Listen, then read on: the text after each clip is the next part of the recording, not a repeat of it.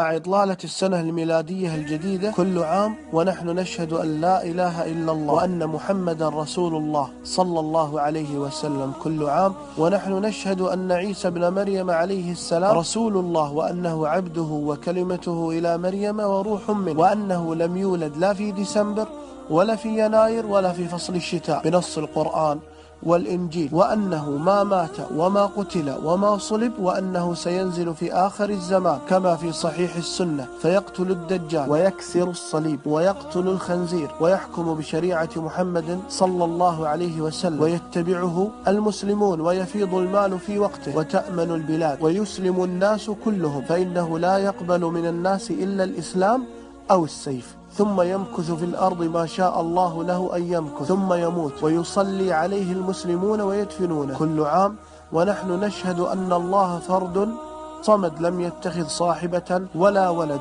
كل عام ونحن نشهد أن محمدا صلى الله عليه وسلم لم يهنئ النصارى ولا اليهود بأعيادهم وأنه أمر بمخالفتهم. كل عام وديننا يأمرنا بالبر والإحسان والمعاملة الحسنة لغير المسلمين، وأن نشاركهم في مناسباتهم الاجتماعية دون الدينية مثل الزواج والولادة والطلاق والموت والمرض والنجاح. كل عام ديننا يحرم علينا أن نعتدي على غير المسلم أو نظلمه أو نبخسه حقه أو نحتقره أو نهينه أو نوجه إليه أي إساءة لأنه على غير ديننا. كل عام ونحن ندين لله تعالى، وأن الولاء والمحبة والنصرة تكون لله ولرسوله وللمؤمنين الموحدين، وأن البراء والبغض والعداوة للكافرين على اختلاف شرائعهم. كل عام ونحن نشهد ونعتقد ونؤمن بما جاء في الصحيح على لسان الصادق المصدوق صلى الله عليه وسلم حين قال: والذي نفس محمد بيده لا يسمع بي أحد من هذه الأمة يهودي ولا نصراني ثم يموت ولم يؤمن بالذي أرسلت به إلا كان من أصحاب النار. كل عام ونحن ندعو في كل ركعة من صلاتنا في فاتحة الكتاب: اهدنا الصراط المستقيم صراط الذين أنعمت عليهم غير المغضوب عليهم